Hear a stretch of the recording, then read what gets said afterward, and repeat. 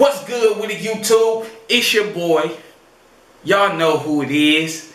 It's your boy, Red Velvet. Okay, I just got back from the gym, you know what I'm saying?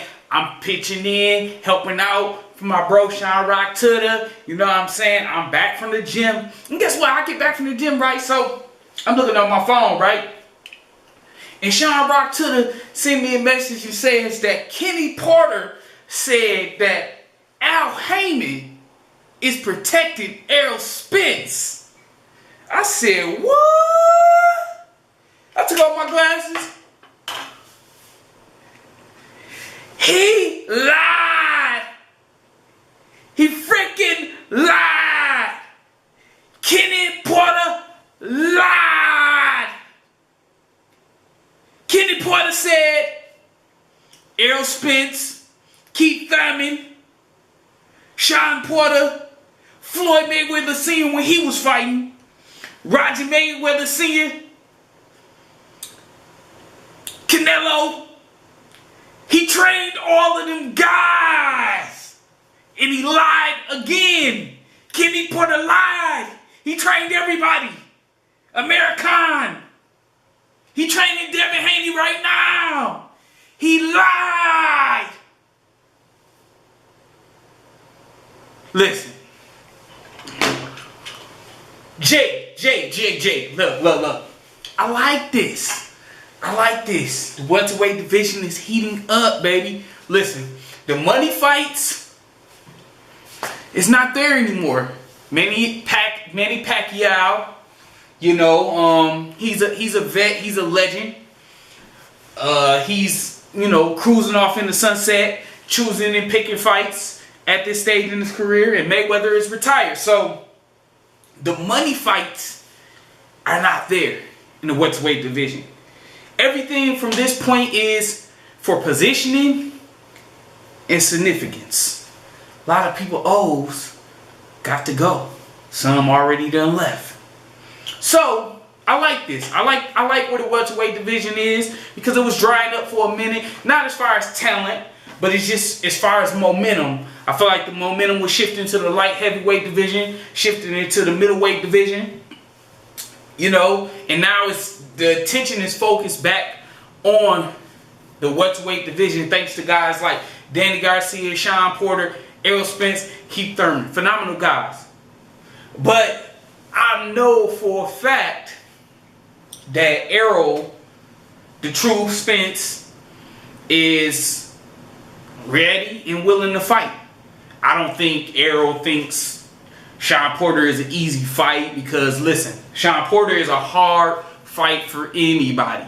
He's a lot to deal with, whether you can stop him, whether you can't stop him. He's just going to be there. The harder you hit him, the worse, the more he's going to become a football player and tackle you and wrestle you and all this crazy stuff. So that's the type of fight that no fighter, those Porters and Maidanas type of guys, you know, go for broke type of dudes, you know, Tim Bradley at times, you know, these type of guys are the type of guys that you just, you know, you really got to mentally prepare for those type of fights. However, Spence is looking sharp out there.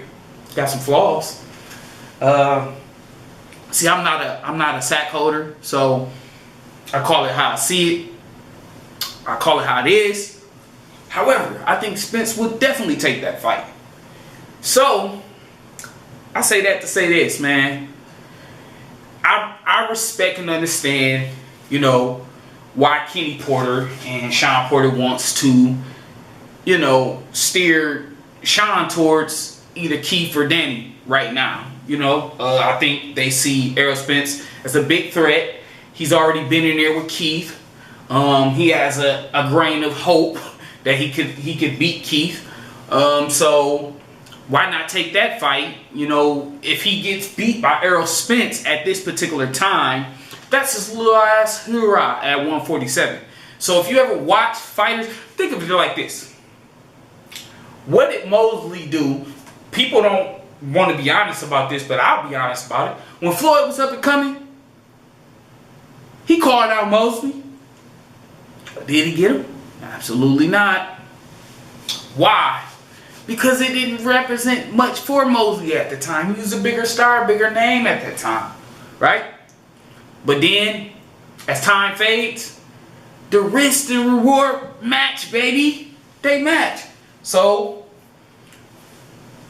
Shane goes in there and gets in there with Floyd. He loses. Oh, now I'll take the Pacquiao fight. See, it's a cycle. Everybody's looking to take the fights when they make the most sense. So I get it. He lost to Floyd. Maybe he can redeem himself by getting there with Pacquiao. Didn't happen. So I think Shawn Porter's thinking the same thing because no disrespect, but got beat by Brooke. Got dropped by Adrian. Little bitty small Adrian. And got beat by Keith. That's pretty much outside with top rank not included. That's pretty much everybody, right? Because you can't really include Danny or really Broner for real because they don't have the belts. But when you're talking about title holding, he was fighting Keith Thurman for his WBA. He lost that fight. He had the IBF. He lost that fight. So now he's running after the WBC. Because the two people who's I suspect, or I don't suspect for Spence because he do hold the IBF, and I suspect that Terrence Crawford might be holding the WBO. So who do you want to go after? A guy you already got in there with?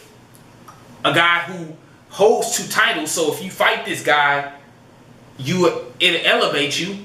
And Danny Garcia, it really won't elevate you, but he's a money guy. Danny Garcia is a face. He's a name. Not a big guy for 147, but he's a face and he's a name.